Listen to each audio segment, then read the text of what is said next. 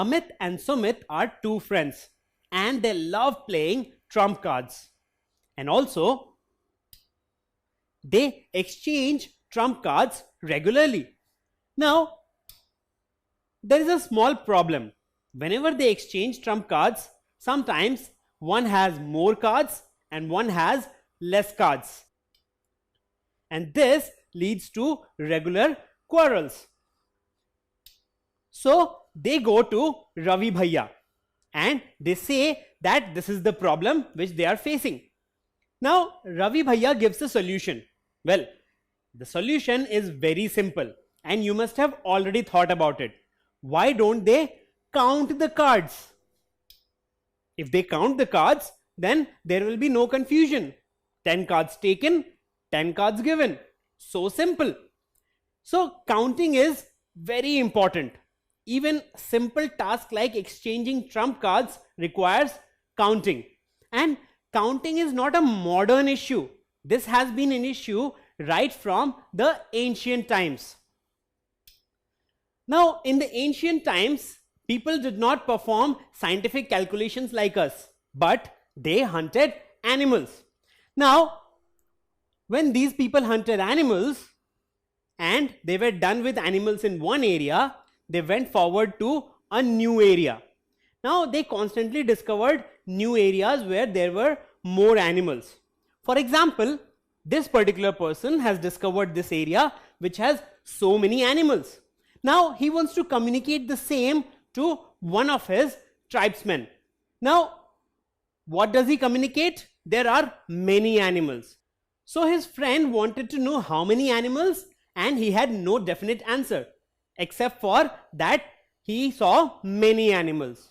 Now, this particular problem was a big problem for them. So they developed a number of methods which started with counting using fingers. Well, it was an effective method, but the problem was that we have only 10 fingers. What about larger numbers? So they also devised newer methods like marking on rock.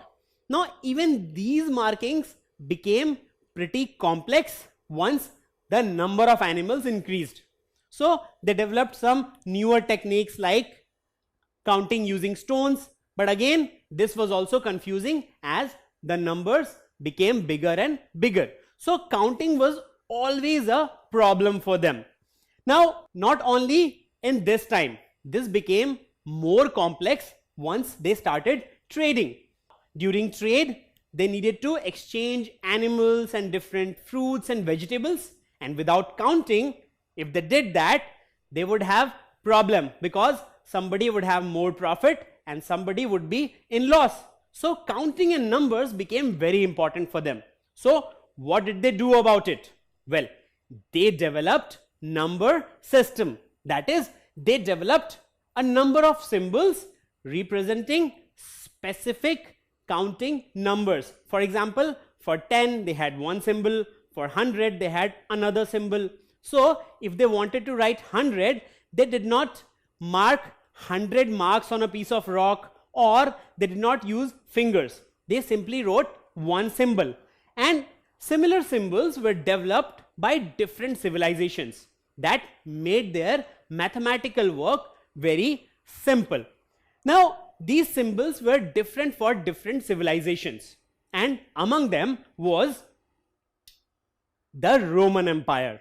Now Roman Empire was a very big civilization and they had so many people and they traded so many different things. So they definitely required a number system so that they can easily calculate. Now what number system do we use? Well, we use the Arabic number system. Now in Arabic number system we have total of 10 different digits, and the combination of these digits helps us write any particular count or number. Similarly, the Romans had their set of symbols. The first 3 symbols in that set were I, V and X. Now Romans combined their symbols to make different numbers, and I, V and X symbols were combined in different ways to write numbers till 39. So let's see how they use these numbers to represent different counts. First of all, let's come to 0. Now they had no symbol for 0 because they never felt the need of representing 0, because 0 means nothing and 0 was not invented at their time. So they had no symbol for 0. What about 1? Well, they wrote 1i and that was 1. What about 2? They wrote 2 i's and this is how they represented 2. What about 3? 3 i's. What about 4? Well, according to the natural order, you may say that 4, we can write it as 4 i's.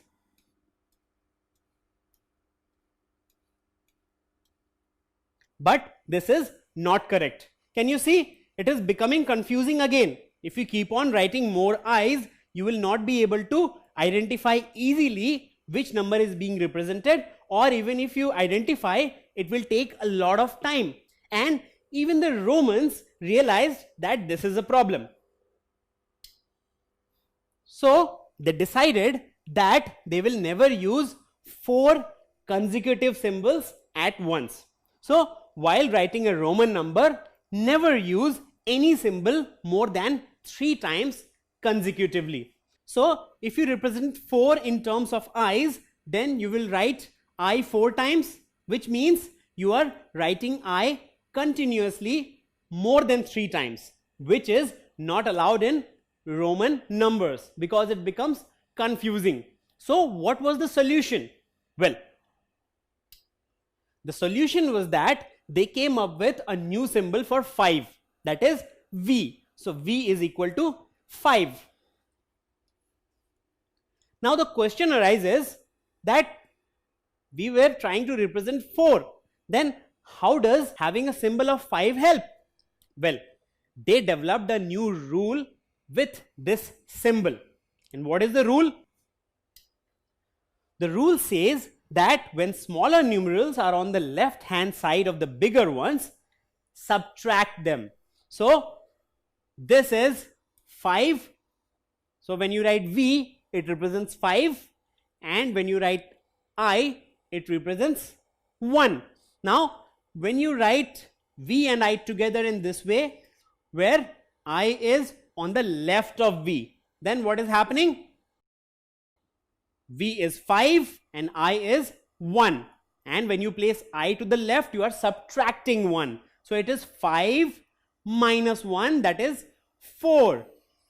So how do you write 4 in terms of 5, that is in terms of V? Well, we write V and then we write an I to its left, which means we are talking about 1 less than 5, which is 4. So this is how 4 is represented in Roman numerals. So we have 1, 2, 3, and then we have 4, which is 1 less than 5. So we have I to the left of V, and then we have V, that is 5. So what will be the next one? Well, so how do we write 6 in this case? Well, we know that V represents 5. Now we have 1 more than 5. So we write an I to the right of it. Now what does this mean? Well, if you have a smaller number to the right of a larger number, we add. As we had a smaller number to the left of the larger number, we subtracted. So this is the basic rule of Roman numerals. So when you have a smaller number to the left of the larger number, you subtract, so it becomes 4. And when you have a smaller number to the right of the larger number, then we add. So we have 5 plus 1, 6. Similarly for 7, we have 5, 6, 7. And then for 8, 5, 6, 7, 8. So what will be the natural order in this case? Well, you may say that for 9, you can write 9 as 5, 6, 7, 8, 9. But there is a problem. We know that we can never use one symbol consecutively more than 3 times. But here we are using it the 4th time, which is not allowed in case of Roman numerals. So what is the solution? Well, we have a new symbol, that is X, which represents 10. So this is 10. But how does it solve our problem of 9?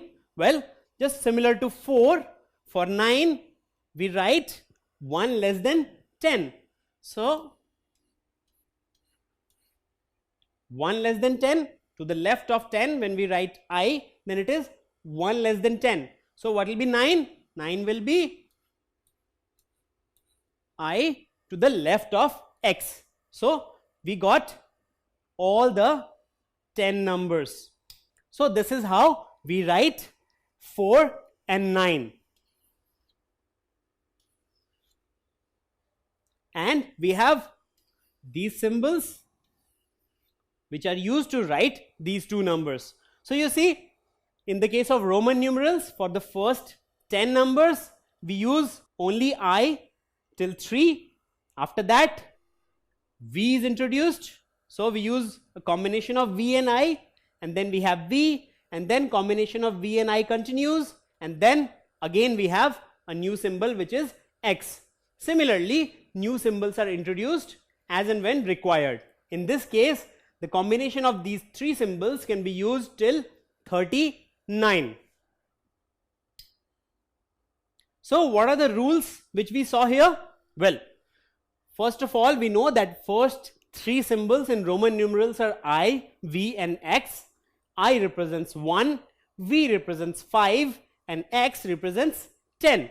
Also, when smaller numerals are on the right hand side of bigger ones, add them. As you can see, in this case, I plus I plus I, that is 1 plus 1 plus 1 is 3. V, I, that is again we have to the right. So 5 plus 1 plus 1, that is 7. And then 10 and 1, 10 plus 1, that is 11.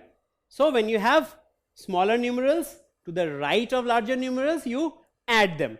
Now, when smaller numerals are on the left hand side of the bigger ones, subtract them. So in this case, I is smaller than V, so it's subtracted. 5 minus 1, that is 4. Similarly, I and X, so 10 minus 1, that is 9. Also, it's very important that while writing a Roman number, never use any symbol more than 3 times consecutively, that is one after another. So you see, all these style of writing are not allowed in Roman numbers. So you cannot have 4 I's together in any of these cases, or even 4 V's together or 4 X's together. None of these symbols can be represented more than 3 times consecutively. So how can we represent this? Well, we have 2 and 5. So can we simply take this and this, and can we represent this number? Not really. You don't need to think about single digits, but about the number as a whole. So we have 25 here. So if you break up 25 in terms of available numbers, what can you do? Well, the largest number you can use is 10. So you have 10 plus 10, which is 20. And then you have plus 5, which is 25. Now, in terms of Roman numerals, how can you write this? Well, 10 is nothing but X. This 10 is again X. And 5 is V. Now, what do we see? They are being added. And when we do addition in Roman numerals, we place the symbols to the right. So, X, to the right another X, and to the right V. So 25 will be X, X, V. So you see, to the right, you keep on adding and you get 25. So 25 can be written as X, X, V. Now let's see another number. So now we have 34. Now how do we write 34 in terms of Roman numerals? We know that we cannot represent it simply as 3 and 4. It's 34. Again, we'll start with the largest number which can be used to represent this. So we have 10 as the largest number. So we use 10. Then we need 30, right? We just have 10. So we can add another 10. That becomes 20. We can add another 10. Now it becomes 30. So after 30 we have 4. So we add 4 simply. So we have 10 plus 10 plus 10 plus 4. Now how do we represent this in terms of Roman numerals? Well, it will be X, X again, X again, and then for 4 we have this. So I and V. Now they are being added consecutively. So how do we do it? Well, it is X, another X, another X, and then IV, that is 4. So 10 plus 10 plus 10 plus 4, that is 34. So did you see how we represented this number? We started with the largest possible symbol, and then gradually we went to the smallest one. So it is 34 represented in Roman numeral form. And similarly, all the numbers till 39 are represented using the symbols I, V and X. So we started with I, and then we have IV, then V that represents 5, and then a combination of these numbers are used till 39. Now why till 39 and not 40? Because what do we see here? 10 plus 10 plus 10, that is 30, and then we have a 9, 39. After that, for 40, if we use the same symbols, we'll have to use 10 plus 10 plus 10 plus 10, that is 4x together, which is not allowed in Roman numerals. You can never have 4 symbols consecutively in Roman numerals, and that is why 40 cannot be represented by X in terms of X or in terms of X in V, and as a result we have newer symbols after 39. So I, V and X are not the only symbols in Roman numerals. We have L, which represents 50, we have C, which represents 100, we have D, which represents 500, and we have M, which represents 1000. And similarly, we have more symbols for larger numbers, and all these symbols are used according to how large the number is.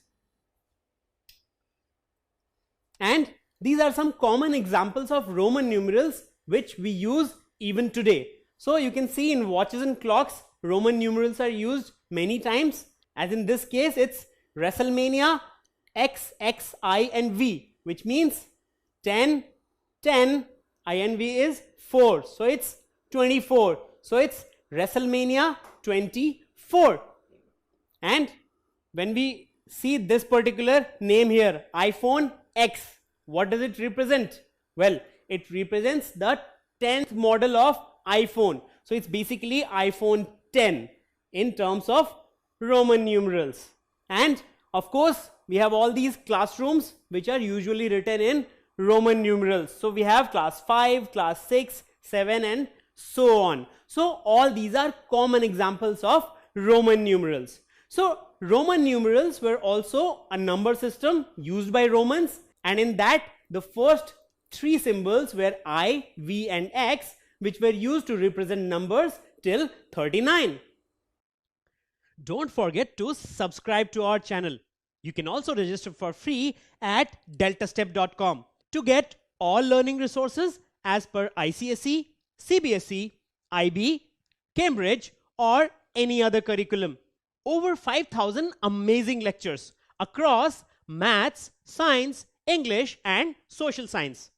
Our unique interactive video technology keeps you engaged, and our iDictionary feature allows you to quickly revise any concept. Master each topic at your own pace with our adaptive practice technology and 1 million plus questions. Get instant answers and detailed solutions. Be exam ready by taking unlimited mock tests, performance analysis along with actionable feedback, personal tutors to resolve your slightest of doubts. That's not all. You also get amazing prizes like PlayStations, iPads, watches, and many more, along with certificates through our Earn As You Learn program. So at deltastep.com, learning is not just fun and easy, it's rewarding too. So register for free now.